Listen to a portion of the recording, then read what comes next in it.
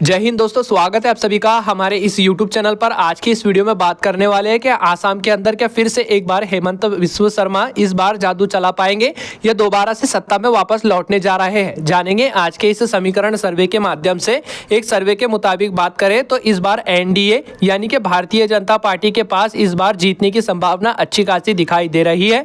हाल ही बात करें तो इस बार भारतीय जनता पार्टी कुछ बड़ा खेला कर सकती है, लेकिन हम आपको बता दें कि पंचायती चुनाव में भारतीय जनता पार्टी को अच्छा खासा समर्थन मिलता हुआ दिखाई दे रहा है। तो दूसरी ओर कांग्रेस यानी कि कांग्रेस इंडिया गठबंधन भी भारतीय जनता पार्टी को काफी ज्यादा मुकाबला देती हुई नजर आ रही है। इस बार अगर विपक्ष को अपनी सरकार बनानी है तो इस बार एकता दिखानी होगी। वही बता दें कि स्थानीय मुद्दों को भी काफी ज्यादा उठाना होगा। भ्रष्टाचार, लोकल विकास और बाढ़, निर्यात जैसे मुद्दों को काफी ज्यादा उठा के पकड़ना होगा, तभी जाके कांग्रेस इंडिया गठबंधन की सरकार बनने की संभावना जताई गई है। तो क्या कहते हैं सत्ता के समीकरण, इस बार के भारतीय जनता पार्टी खेला करने जा रही है या कांग्रेस पार्टी खेला करने जा रही है? वैसे आपका क्या सुझाव है कि आसाम का अगला मुख्यमंत्री कौन होना चाहिए? हेमंत बिस्वा शर्मा होना चाहिए या गौरव गोगोई? अभी तो कांग्रेस पार्टी ने यह तय नहीं किया कि आसाम के अंदर गौरव गोगोई मुख्यमंत्री के तौर पर देखे जा रहे हैं, लेकिन जनता के प्रति जो है उनकी भाव काफी ज्यादा बढ़ता हुआ नजर आ रहा है। यानी कि जनता ही एक बार फिर से गौरव गोगोई की मांग करती हुई नजर आ रही है। अगर इस बार कांग्रेस पार्टी आने वाले विधानसभा चुनाव में गौरव गोगोई को मैदान में उतारते हैं तो जीतने की संभावना काफी ज्यादा बढ़ती हुई नजर आ रही है। आपको बता दें कि वर्तमान में भारतीय जनता पार्टी और उसके सहयोगी दल एनडीए गठबंधन की इस बार सत्ता है। तो वही हम आपको बता दें कि विपक्षी दलों के अंदर क्षेत्रीय दल की जैसे बात करें तो एआईडीयूएफ और साथ में एजीपी, बीपीएफ, यूपीएल आदि जैसे भारी रोल निभा सकते हैं। तो देखना दिलचस्प है कि इस बार होने वाले आसाम के चुनाव में क्या भारतीय जनता पार्टी खेला करने जा रही है या कांग्रेस पार्टी। वीडियो को शुरू से लेकर अंत तक जरूर देखें और आपका सुझाव क्या है कि आसाम का अगला मुख्यमंत्री कौन होना चाहिए, कमेंट जरूर करें। अब आसाम के किस क्षेत्र से आप हमारी वीडियो देख रहे हैं उस क्षेत्र का नाम कमेंट में जरूर लिखें। तो चलिए सबसे पहले सिंपल आंकड़ों के मुताबिक निगाह डालते हैं कि इस बार आसाम के अंदर किसकी सरकार बनने की संभावना जताई गई है। सबसे पहले निगाह डालते हैं कचहर की 7 विधानसभा सीट के ऊपर। बता दें कि इस बार कांग्रेस पार्टी 4 सीटों के ऊपर बढ़त बना रही है। भाजपा के खाते में 2 सीट जाने की संभावना है। निर्दलीय उम्मीदवार के खाते में 1 सीट जाने की संभावना जताई गई है। आसाम का अगला क्षेत्र है उदलगुड़ी। उदलगुड़ी के अंदर कौन सी पार्टी कितने सीटों के ऊपर बढ़त बना रही है, आइए निगाह डालते हैं। बता दें कि यहाँ पर 3 विधानसभा क्षेत्र आते हैं। कांग्रेस पार्टी के खाते में 2 सीट जाने की संभावना है। भारतीय जनता पार्टी के खाते में 1 सीट जाती हुई नजर आ रही है। अगला क्षेत्र है करीमगंज। करीमगंज के अंदर कुल 5 विधानसभा सीट आती है। इस बार कांग्रेस इंडिया गठबंधन 3 सीटों के ऊपर बढ़त बना रही है।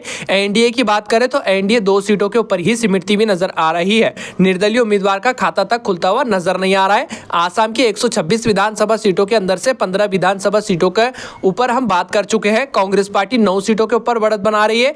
भारतीय जनता पार्टी यानी कि एनडीए गठबंधन 5 सीटों के ऊपर बढ़त बना रही है। निर्दलीय उम्मीदवार के खाते में 1 सीट जाती हुई दिखाई दे रही है। कामरूप ग्रामीण की 6 विधानसभा सीट की बात करें तो इस बार इंडिया गठबंधन 4 सीटों के ऊपर बढ़त बना रही है। एनडीए गठबंधन के खाते में 2 सीट जाने की संभावना है। निर्दलीय उम्मीदवार को नुकसान झेलना पड़ सकता है। अगला क्षेत्र है कांगरूप मेट्रो। यहाँ पर कुल 4 विधानसभा सीट आती है। आइए निगाह डालते हैं कौन सी पार्टी कितने सीटों के ऊपर बढ़त बनाने जा रही है। राजनीतिक विशेषज्ञों के हिसाब से माने तो इस बार इंडिया गठबंधन और एनडीए गठबंधन के बीच में कांटे की टक्कर देखने को मिलने वाली है। कांग्रेस पार्टी के खाते में 2 सीट जा रही है। भारतीय जनता पार्टी के खाते में 2 सीट जाने की संभावना है। अगला क्षेत्र है कार्बी अंगन गोल। यहाँ पर कुल 3 विधानसभा क्षेत्र आते हैं। कौन सी पार्टी कितने सीटों के ऊपर बढ़त बना रही है, आइए निगाह डालते हैं। बता दें कि कांग्रेस इंडिया गठबंधन के खाते में 2 सीट जाने की संभावना है। एनडीए के खाते में मात्र 1 सीट जाती हुई दिखाई दे रही है। निर्दलीय उम्मीदवार का खाता तक खुलता हुआ नजर नहीं आ रहा है। अगला क्षेत्र सामने निकल कर आ रहा है कोकराझार। यहाँ पर कुल 3 विधानसभा क्षेत्र आते हैं। निगाह डालते हैं कौन सी पार्टी कितने सीटों के ऊपर बढ़त बना रही है। बता दें कि इंडिया गठबंधन के खाते में 1 सीट जाने की संभावना है। एनडीए के खाते में 2 सीट जा रही है। निर्दलीय उम्मीदवार के खाते में 0 सीट जाने की संभावना जताई गई है। आसाम की 126 विधानसभा सीटों के अंदर से 31 विधानसभा सीटों का रुझान देख चुके हैं। इंडिया गठबंधन के खाते में 18 सीट जा रही है। भाजपा के खाते में 12 सीट जाने की संभावना है। निर्दलीय उम्मीदवार के खाते में 1 सीट जाती हुई नजर आ रही है। अगला क्षेत्र है गोलपाड़ा। यहाँ पर कुल 4 विधानसभा सीट आती है। कौन सी पार्टी कितने सीटों के ऊपर बढ़त बना रही है, आइए निगाह डालते हैं। आपको बता दें कि राजनीतिक विशेषज्ञों के हिसाब से माने तो गोलपाड़ा की 4 विधानसभा सीटों में से इंडिया गठबंधन 4 के 4 सीटों के ऊपर बड़ा खेला करने जा रही है। 4 सीट कांग्रेस इंडिया गठबंधन के खाते में जाने की संभावना जताई गई है, जबकि एनडीए गठबंधन और निर्दलीय उम्मीदवार का खाता तक खुलता हुआ नजर नहीं आ रहा है। गोलाघाट की 5 विधानसभा सीट का रुझान देखें तो इस बार इंडिया गठबंधन के खाते में 3 सीट जाने की संभावना है। एनडीए गठबंधन के खाते में 2 सीट जाती भी नजर आ रही है। आपको बता दें कि गोलाघाट को लेकर राजनीतिक विशेषज्ञों का मानना है कि इस बार एनडीए और इंडिया गठबंधन के बीच में कांटे की टक्कर देखने को मिल सकती है, लेकिन समीकरण सर्वे के मुताबिक निगाह डाले तो यहां पर मात्र कांग्रेस इंडिया गठबंधन 3 सीटों के ऊपर बढ़त बना रही है। एनडीए गठबंधन के खाते में 2 सीट जाने की संभावना है। निर्दलीय उम्मीदवार का खाता तक खुलता हुआ नजर नहीं आ रहा है। चलिए निगाह डालते हैं अगले क्षेत्र की तरफ। अगला क्षेत्र है चिराई देव। यहाँ पर कुल 2 विधानसभा सीट आती है। इस बार एनडीए गठबंधन को तगड़ा झटका लगने की संभावना है। कांग्रेस इंडिया गठबंधन के खाते में 2 के 2 सीट जाने की संभावना है। निर्दलीय उम्मीदवार का खाता तक खुलता हुआ नजर नहीं आ रहा है।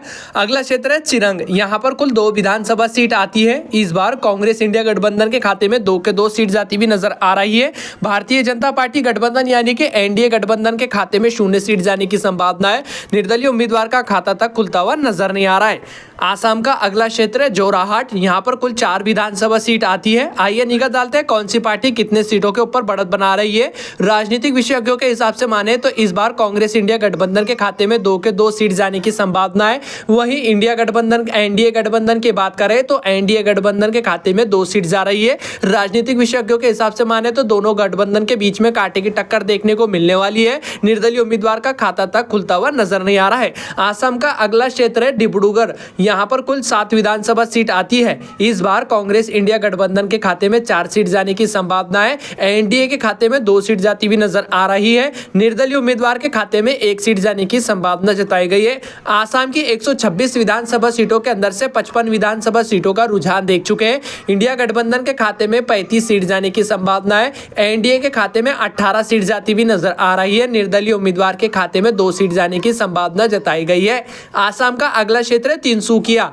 यहाँ पर कुल 5 विधानसभा सीट आती है। इंडिया गठबंधन के खाते में 1 सीट जाने की संभावना है। एनडीए के खाते में 4 सीट जाती भी नजर आ रही है। निर्दलीय उम्मीदवार के खाते में मात्र 1 सीट जाने की संभावना जताई गई है। आसाम का अगला क्षेत्र सामने निकल कर आ रहा है। यहाँ पर कुल 2 विधानसभा सीट आती है। इस बार कांग्रेस इंडिया गठबंधन के खाते में 2 के 2 सीट जाने की संभावना है। एनडीए और निर्दलीय उम्मीदवार का खाता तक खुलता हुआ नजर नहीं आ रहा है। आसाम का अगला क्षेत्र है धुबरी। धुबरी की बात करें तो यहाँ पर कुल 5 विधानसभा सीट आती है। इस बार इंडिया गठबंधन के खाते में 4 सीट जाने की संभावना है। एनडीए मात्र 1 सीट के ऊपर ही सिमटती हुई नजर आ रही है। निर्दलीय उम्मीदवार का खाता तक खुलता हुआ नजर नहीं आ रहा है। आसाम का अगला क्षेत्र है दारंग। दारंग विधानसभा सीट की बात करें कौन सी पार्टी कितने सीटों के ऊपर बढ़त बना रही है, आइए निगाह डालते हैं। दारंग के अंदर कुल 4 विधानसभा सीट आती है। इस बार राजनीतिक विशेषज्ञों के हिसाब से माने तो दोनों गठबंधन के बीच में कांटे की टक्कर देखने को मिल रही है। बता दें कि एनडीए गठबंधन के खाते में 2 सीट जाने की संभावना है। इंडिया गठबंधन के खाते में 2 सीट जाती भी नजर आ रही है। निर्दलीय उम्मीदवार का खाता तक खुलता हुआ नजर नहीं आ रहा है। दोस्तों आपको बता दें कि आसाम की 126 विधानसभा सीटों के अंदर से 71 विधानसभा सीटों का रुझान देख चुके हैं। कांग्रेस इंडिया गठबंधन के खाते में 44 सीट जाती हुई नजर आ रही है। एनडीए के खाते में 25 सीट जाने की संभावना है। निर्दलीय उम्मीदवार के खाते में 2 सीट जाती भी नजर आ रही है। दीमा हंसाओ की 1 विधानसभा सीट के ऊपर बात करें तो इस बार इंडिया गठबंधन के खाते में 2 सीट जाने की संभावना है। भाजपा और निर्दलीय उम्मीदवार का खाता तक खुलता हुआ नजर नहीं आ रहा है।